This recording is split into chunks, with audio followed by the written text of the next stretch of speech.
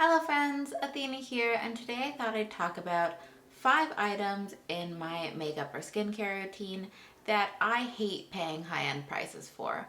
I want these to be from the drugstore. I want them to be as cheap as possible because I find them necessary, but they don't bring me joy, or I find that drugstore quality is just as good as high-end.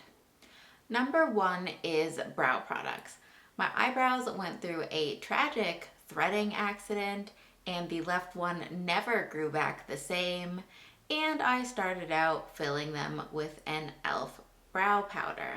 Since then, I've gotten a brow bar brow kit in my BoxyCharm that I've tested out, and the only high-end brow product that I've actually bought for myself is the Tarte Sketch and Set. While I liked the Tarte Sketch and Set, I really find that I didn't have much use for the gel portion of it, and I use the pencil much more often. I don't find that my brows need a lot of hold. I keep them pretty short, so they never really stray too far out of place for me. And between the two brow powders, I found that they performed pretty much the same for me. They both worked to fill in my brows, and they lasted equally well on my face because I'm never really out and about touching my eyebrows. So for me, I've always found that drugstore brow powders and brow pencils have kind of done the job. However, I understand a lot of people are all about that brow right now and are probably much pickier with their brow products than I am. Number 2 for me is cleansers. I often get really gentle cleansers from the drugstore. I really hate paying high-end prices for a cleanser because after 2 minutes it's literally going to be going down the drain. Since it isn't on my skin very long, I don't really feel they have an effect on my skincare routine. However, I do try to avoid any sort of medicated cleanser from the drugstore because those do tend to give me the really itchy, dry, stripped feeling to my skin. I tend to go for the CeraVe ones because they are really gentle. However, I should mention that I take off my makeup with micellar water before I actually do my cleansing step, so I don't require my cleansers to have any hardcore makeup removing action to them. You would never know it from my current makeup collection, but number 3 for me is actually foundations. I actually prefer drugstore foundations over high-end for the most part. It really hurts my soul paying more than 20 bucks for a foundation because I find that drugstore foundations have always worked really well for me, and it's not like my favorite step in my routine that I look forward to. A lot of the high-end foundations I currently have in my collection are pretty much all from my previous job when I used to get gratis, so I had the option of trying them out, but to be quite honest, I tend to mix them all together to bring out the properties I prefer most in a foundation. Foundations that I purchase for myself tend to be from the drugstore, and I really feel that drugstore foundations have sort of upped their game.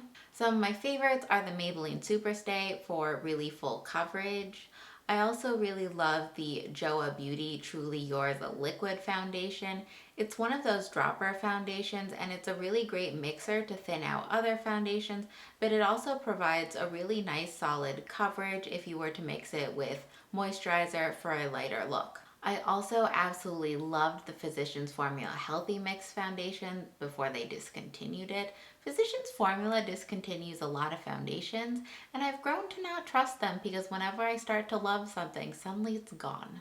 Drugstore foundations these days have come a super long way, both in terms of formula, coverage levels that they offer, and shade ranges, which is really great.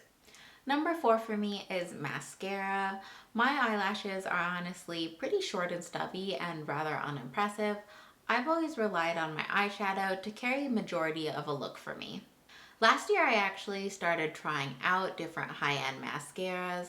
So far I've gone through a sample of Lancome's Monsieur Big, the Ilia Limitless Mascara, I think it's called. I've tried Benefit Bad Gal Bang, Milk's Kush Mascara, and right now I'm working through a Laura Geller one that I got through BoxyCharm. Overall, none of these really did anything drastic to the appearance of my eyelashes. So in my personal opinion, I can pretty much just go with an Essence Lash Princess and call it a day. I don't tend to have issues with mascara flaking or smudging though, so if you do, that might be something to consider.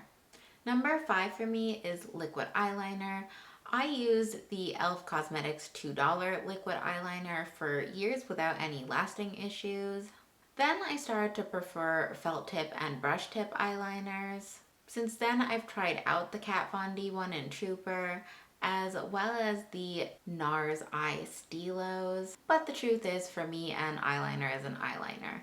And a NYX Epic Ink or a Physicians Formula Eye Booster work pretty much the same.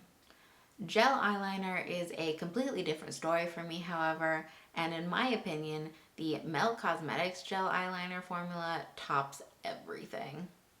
Anyways, that was pretty much it for this video. Thank you so much for watching. If you would like to see more content like this, please feel free to like, subscribe, and comment down below what you want to see next.